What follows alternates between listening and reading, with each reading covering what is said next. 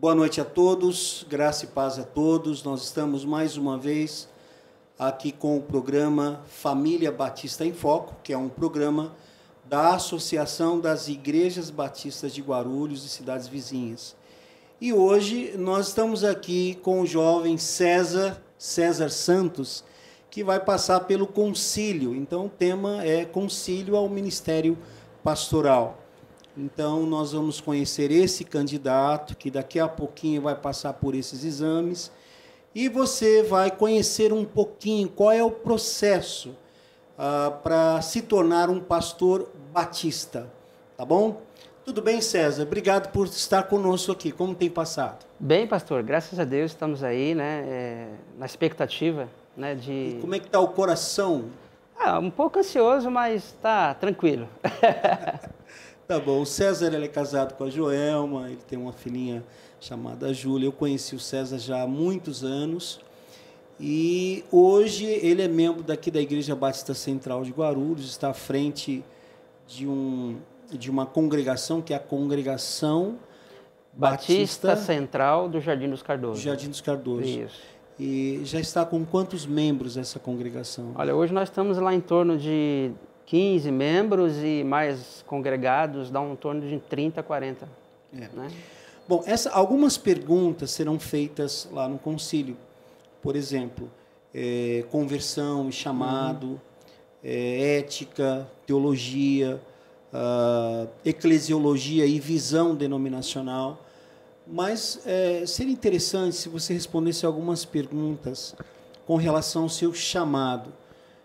Quando foi que você entendeu que você estava sendo chamado para ser um pastor? Quando aconteceu isso? Bom, pastor, é interessante que ela se deu em 3 dimensões, né? O meu chamado se deu em 3 dimensões. Primeiro foi quando, depois da minha conversão, já na fase, saindo da fase da adolescência para a juventude, entre 17 e 18 anos, eu fui selecionado pelo pastor da igreja para trabalhar com os adolescentes. Ele enxergou em mim potencial, né? Então eu fui enviado pela igreja para trabalhar com os adolescentes e aí ali nesse processo começou a minha paixão pelo ministério, mas eu ainda hesitei um tempo, até porque ainda sabia que era muito cedo, né? Mas aí eu recebi o convite do pastor Josias Alves, que foi um dos precursores aqui do seminário na época, me convidando para estudar e eu achava que ainda não era o momento, né, por questões financeiras e etc. Mas Deus foi confirmando paulatinamente o meu chamado. Foi quando, depois de mais um tempo, Deus usou um pastor para me colocar no seminário. Foi uma surpresa, eu nem sabia. E ele chegou, olha, você já está inscrito no seminário. Ele sabia do desejo que eu tinha de estudar, de me preparar.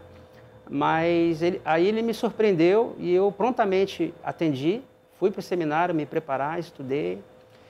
E eu me lembro que o que mais marcou o meu chamado foi quando apareceu uma oportunidade de uma viagem missionária à África do Sul, onde eu não tinha condições financeiras, mas eu fiz um propósito com Deus. Deus, se o Senhor realmente me escolheu, me chamou para ser um pastor, que o Senhor me leve para essa viagem, mesmo não tendo condições.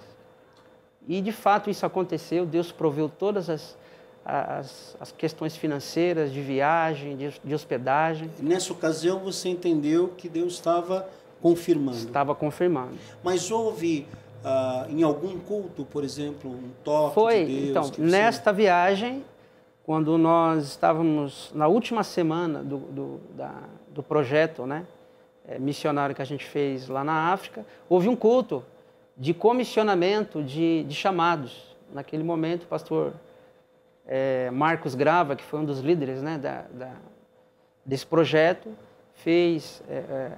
trabalhou a mensagem e fez o convite àqueles que... E naquele dia foi com muito quebrantamento ali, Deus falou profundamente ao meu coração e eu não tive como resistir mais. Amém. Foi irresistível. Olha que bênção, né? Agora, o César, você trabalha secularmente, né, na área da saúde, você é funcionário público. Faz 7 anos que eu estou no serviço público. E há quantos anos você está já à frente de uma congregação? Olha, hoje nós vamos completar agora em abril 3 anos de existência. 3 anos no Jardim dos Cardoso, mas antes disso você já... Eu já tive uma experiência também auxiliando o pastor da igreja do Monte Alto, a qual também fui membro, né? Pastor Reinaldo, que tinha um trabalho e eu fiquei auxiliando ele nessa congregação. Trabalhei, depois que ele saiu, ainda fiquei como líder lá, 5 anos mais ou menos. Ok. E como que você viu essas exigências? É tanta documentação, é tanto preparo. Como é que você está percebendo tudo isso aí para se tornar um pastor? Como é que você recebe tudo isso? Eu penso que a gente vê que as coisas de Deus são sérias, né, pastor?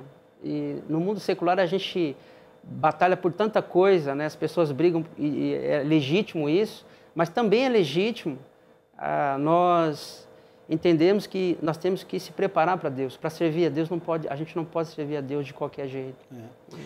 Na área de teologia, qual é o tema que você pensa que seja mais difícil?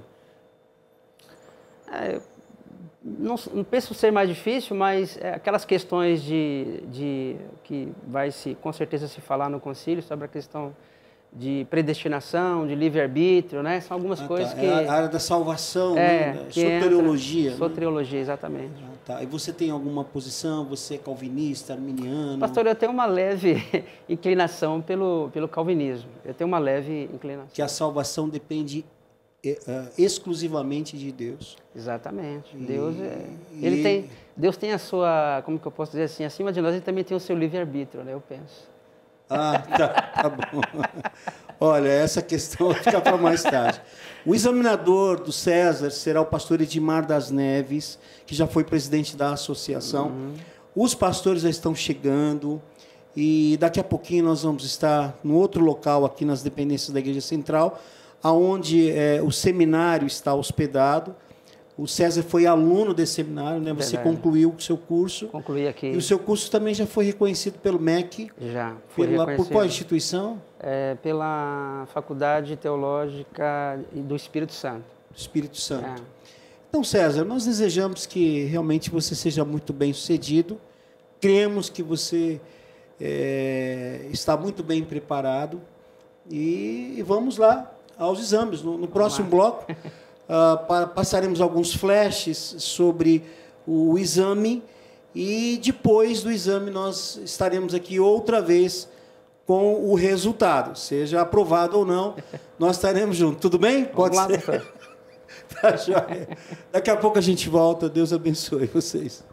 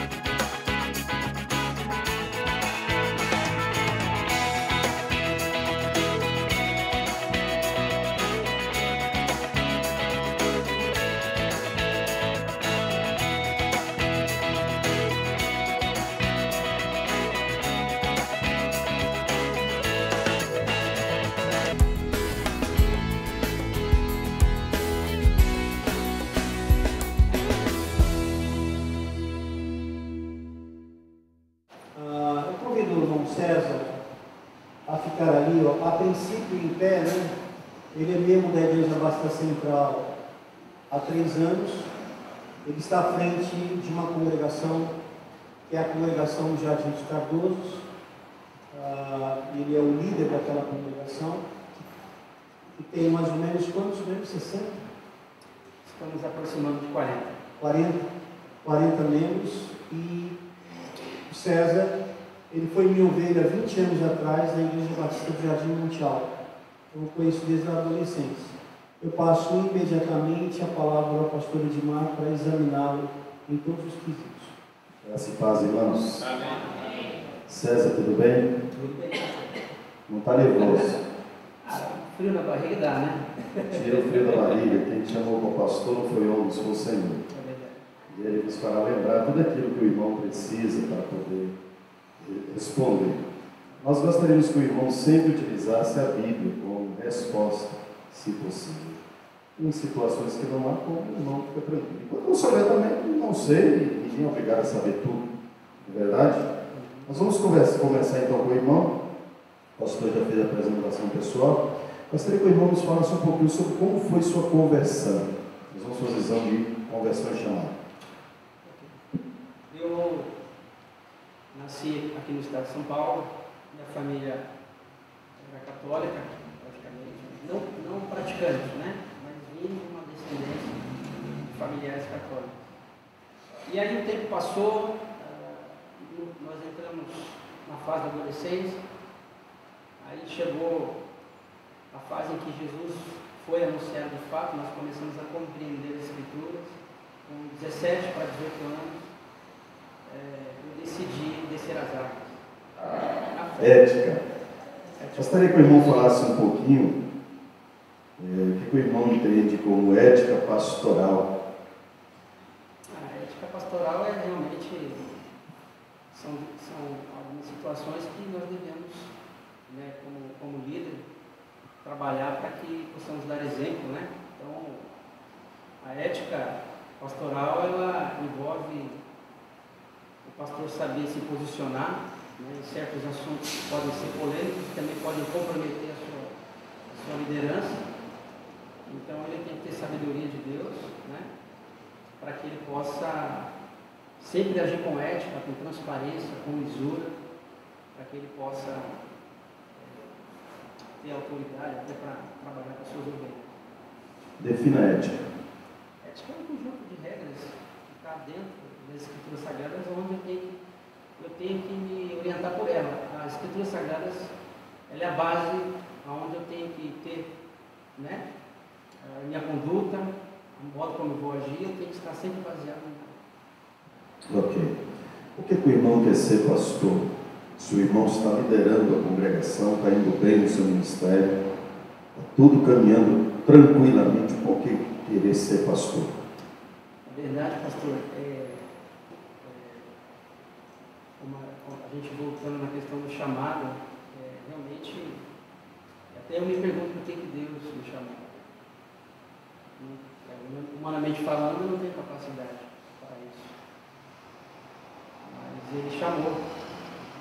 E eu estou ali para servir a Deus. Para servir aquelas pessoas que ali estão e pregar a palavra de Deus, ensinar o caminho, a verdade e a vida que é Jesus. Então, Deus chamou. Não uma questão que eu tenho não tomei essa iniciativa de Deus, eu ouvi a voz de Deus. Sim. São algumas perguntas, até porque a área, de uma certa maneira, me leva a fazer essas perguntas. Hoje o Papa Francisco, ele, na sua pastoral, né, chamada, intitulada Pastoral do Amor, ele diz que a Igreja Católica ela tem que acolher os homossexuais, bem como também os divorciados. Uma de nossas igrejas batistas, em janeiro, em sua assembleia, decidiu que haveria de se arrolar pessoas também nessa condição, principalmente os homossexuais. Isso aconteceu em janeiro, na Assembleia de Janeiro, lá do meu estado de Alagoas. A Convenção Batista Brasileira emitiu um parecer com 4 páginas, onde no final falou que a igreja, ao tomar essa posição em assembleia, feriu integralmente a palavra de Deus. Qual é a sua posição sobre o homossexualismo? E aí tem outras perguntas, né, em relação a isso. A rolar membro nessa situação, tornar ele membro nessa situação é inadmissível. A palavra de Deus ensina a gente amar. Deus falou, né, em João 3,16. Deus amou o mundo, as pessoas, mas não ama o pecado.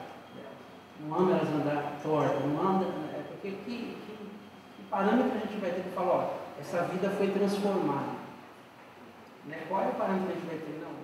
Porque as pessoas olham para nós ainda hoje e falam assim, ó, ele era um usuário de drogas, nós temos a Cristolândia de exemplo, né?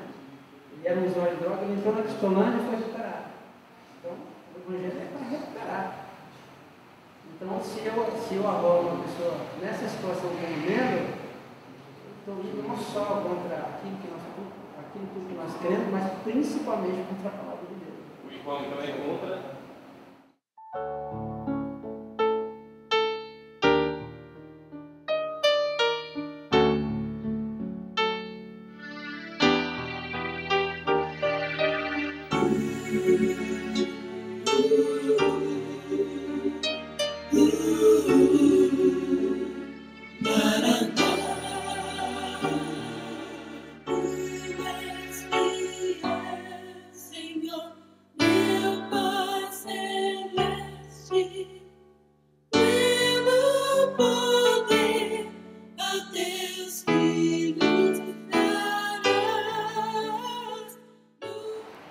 Meus irmãos, nós pastores estivemos ali reunidos em sala secreta e deliberamos pela aprovação, então, do Ministério Pastoral do candidato César. A nossa expectativa é que Deus possa, né, usá-lo de tal maneira que ele venha fazer a diferença em um mundo que já é maligno.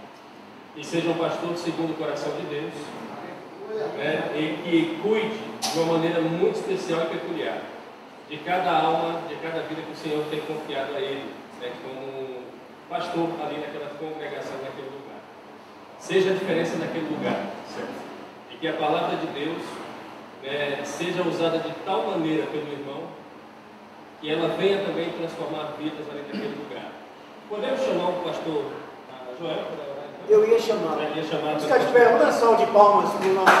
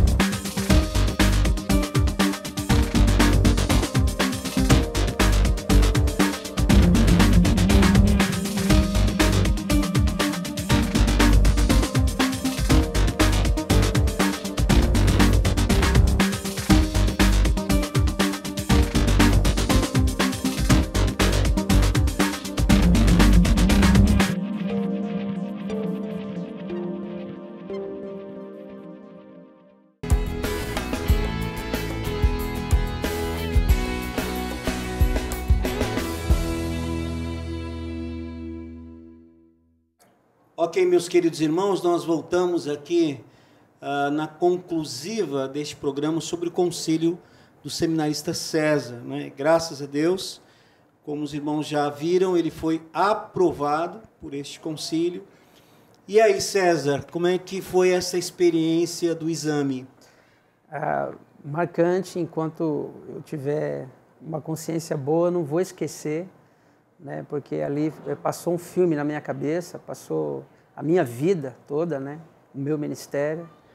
E graças a Deus ele abençoou e confirmou o meu ministério. Foram quase 3 horas de concílio. Nós começamos 18h05, terminamos agora, 21 horas, né, essa gravação. E nós temos aí, então, quase 3 horas de concílio. Qual foi o tema mais difícil, mais delicado para você essa noite? Foi a questão da soteriologia, né, que envolveu algumas questões assim, da morte de Cristo. E a gente tinha falado sobre isso, né? Tinha falado. Você falou sobre... que seria mais delicado para você a questão da doutrina da salvação. Da doutrina da salvação, né? Mas depois fluiu e, graças a Deus, a gente conseguiu cumprir a nossa tarefa aí, né, pastor? E quantos pastores chamaram lá na rodinha, em secreto? Como é que foi? O coração bateu? Foi uma expectativa, né? Confiando em Deus a todo tempo, mas com o pé no chão, né? Sabendo que poderia também não ser aprovado e procurar confiar sempre no Senhor, né? Ok. Bom, agora nós tivemos um recesso nesse concílio, como os irmãos acompanharam, e nós teremos então volta à Assembleia para consagração, tá, com esses pastores e outros pastores, para consagração ao ministério pastoral. A ordem recomenda que seja o mínimo de 7 dias o interregno, né, desse tempo para consagração. Talvez para não fazer algo casado, como tinha antes, o concílio e o culto da noite acontecia à tarde, e à noite já era consagração, né? Então, esses 7 dias, no mínimo, né? Então, nós vamos marcar uma data mais favorável e, embora seja a responsabilidade do concílio indicar o pastor que vai pregar na sua consagração, o pastor que vai fazer a oração de consagração e o pastor que vai entregar a Bíblia para você, a Bíblia do Ministério assinada pelos colegas, o concílio franquia essa oportunidade. E como você já tem condições de poder responder quem vai pregar, quem vai orar, quem vai entregar a Bíblia? Já sim, pastor. Eu pensei já aqui no próprio pastor Luiz Antônio, né, que foi que presidiu a pregação. Aí, em segundo, vem o pastor Herculano, lá da Igreja Batista do Jardim Monte Alto, né, para entregar a Bíblia, e o pastor Edmar para estar orando por nós, nos consagrando. Amém, que bênção. Olha, foi muito bom ouvi-lo ser examinado e você foi muito bem, achei que você estava muito seguro. Quando nós estávamos reunidos, nós vimos a fala de cada colega e foi unânime, né? Sempre há ponderações. Sempre há ponderações. Ou escatologia, precisa fazer um trabalho de cristologia. Geralmente é escatologia. A escatologia é a doutrina das últimas coisas. Você ainda não tem posição com relação ao milênio, se o milênio vai ser literal, essas coisas? Tem que estudar um pouco mais para poder ter convicção, né, daquilo que for falar, mas vou perseguir isso. O pastor Luiz Antônio está aí também para me dar uma ajuda. O que você vai fazer é o seguinte, pegar e já montar no calendário da igreja esse ano um curso das doutrinas das últimas coisas. Ótimo, né? Excelente. E apresentar para a igreja. E quando a gente ensina, aí é que a gente realmente aprende, né? E agora, como pastor, como é que você vai se sentir? Está pensando em ser chamado de pastor, e ser escrito na ordem? Como é que está essa expectativa? É um universo diferente, pastor, e eu vou ter que me acostumar, me habituar, porque tem muitas pessoas, né, que me rodeiam, então me acostumar com isso ainda vai levar um tempo, mas vamos servir a Deus com muita alegria, com muita paixão, que é o que a gente quer. Ok, César, muito obrigado por você permitir que fizéssemos essa entrevista. O concílio, a gente não sabia o que ia acontecer, mas foi muito bom. Vocês que assistiram puderam perceber como acontece um concílio. E nós, então, encerramos por aqui. Que Deus abençoe, que te dê um ministério profícuo. Pois não, pode falar. Eu queria agradecer, pastor, na verdade, fazer uma homenagem especial ao senhor, que não desistiu de mim. Deus nunca desiste da gente, né? Obrigado, pastor. E a gente apenas é instrumento do que Deus está fazendo, né? E isso não é demagogia, é verdade bíblica teológica. A gente é instrumento de Deus. E essa condução toda foi Ele que fez e Ele escolheu. Eu tive a alegria, a felicidade dele ter me escolhido para trazê-lo até este momento e, como pastor desta igreja, patrocinar, então, e viabilizar o seu exame junto à ordem dos pastores. Que Deus abençoe a todos. Nós estaremos juntos todas as terças-feiras, a partir das... Que horas mesmo, Toshio? 22 horas. Toshio é um cara extremamente maravilhoso, está nos ajudando nessa programação. Todas as terças-feiras, às 22 horas, neste canal, nesta TV. Vou ver se eu lembro, Toshio. HD Provídeo, tudo junto. hdprovideo.tv.com.tv.br. Isso aí, então é isso aí. hdprovideo.tv.br. Um grande abraço, que Deus os abençoe.